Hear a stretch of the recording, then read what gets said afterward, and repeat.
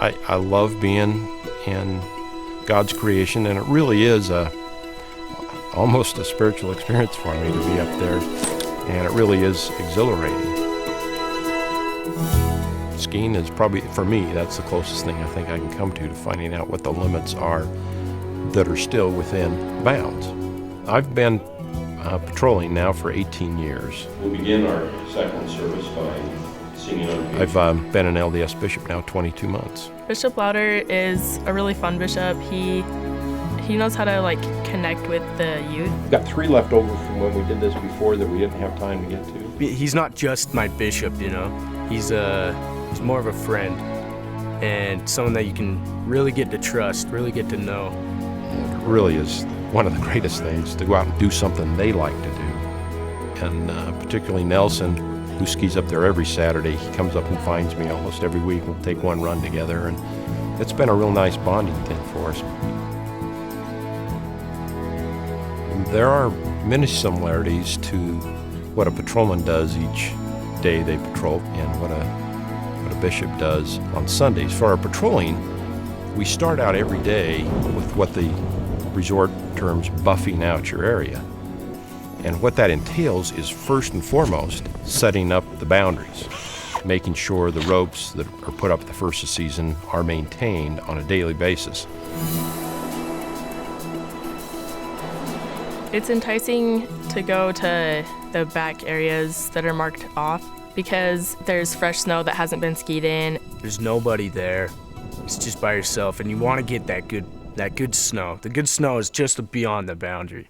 If you don't play in the safe areas, you get in trouble in those areas because there's so many things that aren't really what they seem. The warning signs we post and the boundaries we set are sometimes ignored. But the problem is, underneath that fresh layer of snow in the out-of-bounds area, you have rock bands that might only be a few inches under there.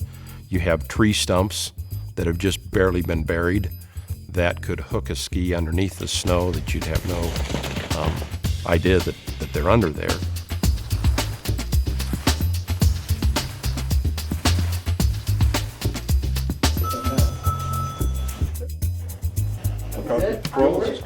Whenever somebody is injured and we get a call, either on the radio or on the phone, we involve the whole team, sending one person to first check the person out and then calling back to the rest of the team to bring whatever equipment is needed. It's okay if I check this out here? A full assessment is done on the hill of what's the injury possibly and what equipment's needed to safely stabilize, pack, and transport. Let's have you come this way a little bit. You're a tall one. The comparison between the work we do in patrolling and what a bishop would do within his ward, particularly with the youth, is clearly establishing boundaries in both senses and identifying those things they can do to prevent the injuries in the first place. But once an injury has taken place, help guiding them back and understanding that there's always hope. If I make a mistake and I'd have to go to my bishop, I feel he wouldn't rail on me. He wouldn't get on my case. He would take it in a matter of calmness, and he'd just sit me down, and he'd be really understanding of what I have to say to him, and give me a sense of forgiveness, I guess. And it's true that not many people get to have that relationship with their bishop, that they get to ski with them. Nelson's a great skier. He is fearless about the terrain features. But also remember that because they're in bounds, they were built by people who use those features professionally, making those jumps and features so that they're the right angles, both on the takeoff and the landing, so they don't throw you in the back seat as you're taking off, and as you land, you aren't landing flat, but that you come down on an angle and it's a softer landing. And if you happen to fall, you slide rather than landing hard impact.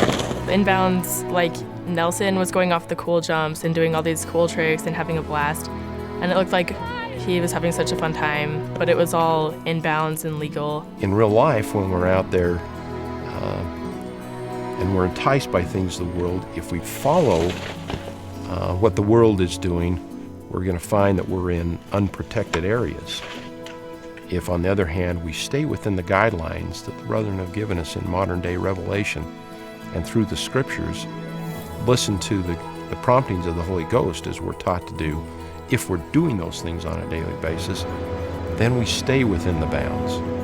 And we find that we didn't miss out on anything. And we had more freedom and more enjoyment by staying within the bounds the Lord has set, just like people do skiing when they stay in bounds. Ski safely, but get to do some pretty incredible things.